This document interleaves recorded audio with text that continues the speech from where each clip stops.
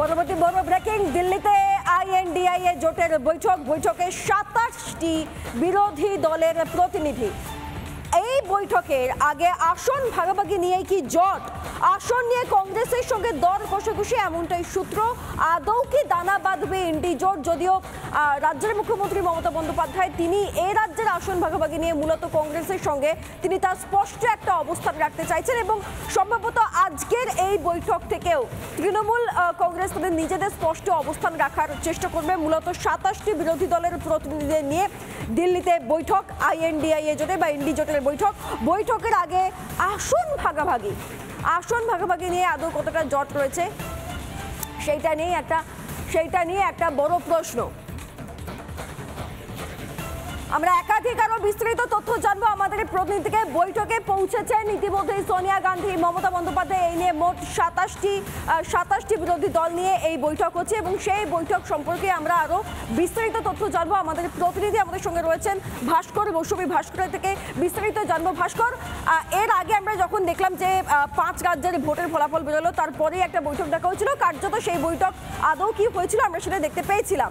যাই হোক, কিন্তু এরপর একটা বৈঠক হচ্ছে এবং সেখানে সমস্ত বিরোধী দল একত্রিত রয়েছে। এবার কি শেষ পর্যন্ত আসন সমঝোতাটা ঠিক জায়গায় আসবে? আমি যাচ্ছি ভাস্করের কাছে। তার আগে যে ছবি আপনারা দেখতে পাচ্ছেন, দেখুন সোনিয়া গান্ধী, মমতা বন্দ্যোপাধ্যায় এরা একে একে সেখানে গিয়ে উপস্থিত হয়েছেন এই বৈঠকে।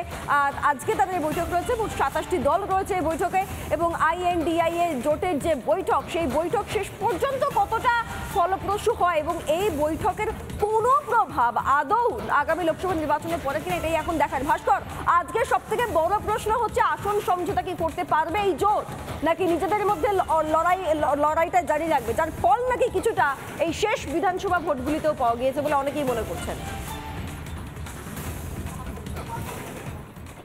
একদমই সৃজিতা, দেখো আসন সমঝোতা হবে কি না ইন্ডিয়া অ্যালায়েন্সের মধ্যে, এটাই সব থেকে বড় প্রশ্ন। কারণ একাধিক সাইকোলজিক্যাল প্রেশার গেম চলছে।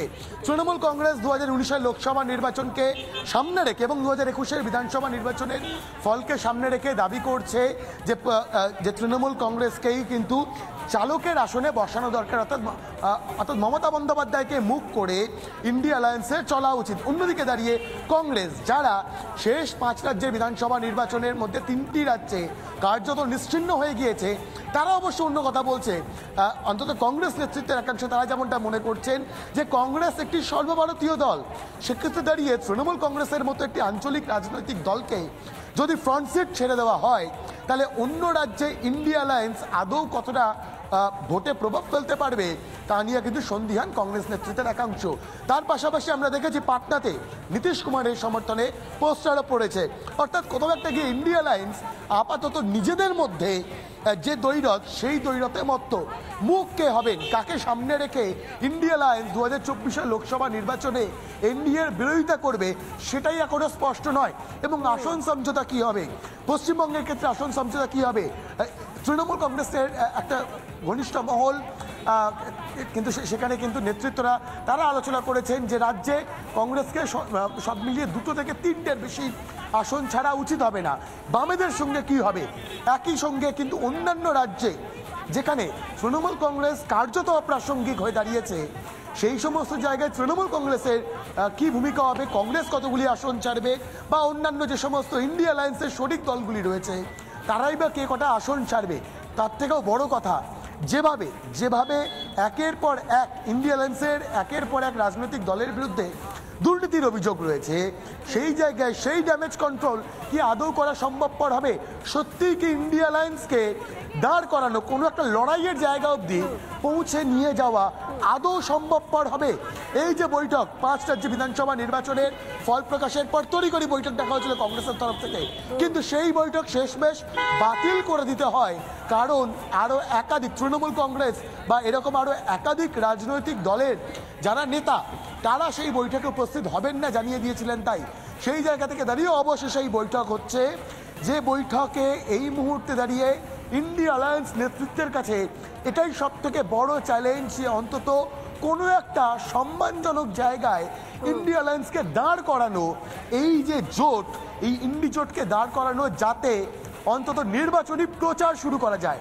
তৃণমূল কংগ্রেস তারা চাইছে নতুন বছরের শুরু থেকে, অর্থাৎ জানুয়ারি থেকেই একদম আসন ধরে ধরে সেই অনুযায়ী প্রচার করতে।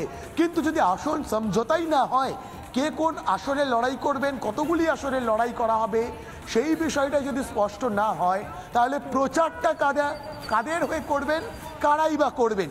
তৃণমূল কংগ্রেসের প্রার্থীর সমর্থনে প্রচারে কি বামফ্রন্টের কোনো নেতাকে দেখা যাবে, নাকি কংগ্রেসের কোনো প্রার্থীর সমর্থনে তৃণমূল কংগ্রেসের কোনো নেতাকে দেখা যাবে?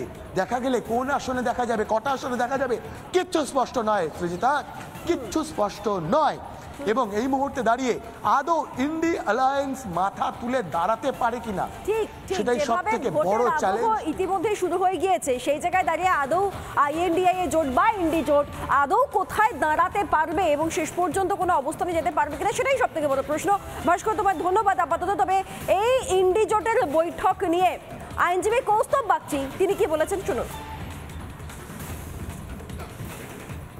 কংগ্রেস কর্মীরা যারা দিনের পর দিন তৃণমূল কংগ্রেসের বিরুদ্ধে আন্দোলন, লড়াই, সংগ্রাম করেছে, বাড়ির প্রিয়জনদের হারিয়েছে, মিথ্যা মামলায় জর্জরিত হয়ে জেল খেটেছে, সেই সমস্ত কংগ্রেস কর্মীদের আর যাই হোক আগামী দিনে তৃণমূল কংগ্রেসের সাথে কংগ্রেসের জোট ঐক্য জিন্দাবাদ বলানোটা মনে হয় না খুব কাজের কথা হবে। কারণ যারা দিনের পর দিন তৃণমূলের বিরুদ্ধে আন্দোলন করেছে, নিজেদের এলাকায় গিয়ে বলেছে তৃণমূল কংগ্রেসের বিরুদ্ধে আমাদের সবাইকে ভোট দিতে হবে, তৃণমূল কংগ্রেসকে হাঁটাতে হবে, সেই সমস্ত মানুষজনগুলোকে এখন যদি গিয়ে বলতে হয় যে তৃণমূল কংগ্রেস আর কংগ্রেসের জোট ঐক্য জিন্দাবাদ, এক দেওয়ালে ঘাসফুল আর হাত চিহ্ন যদি আঁকতে হয়, এর থেকে আমার মনে হয় সম্মানের সাথে মৃত্যুবরণ পর্যন্ত করে নেওয়া ভালো।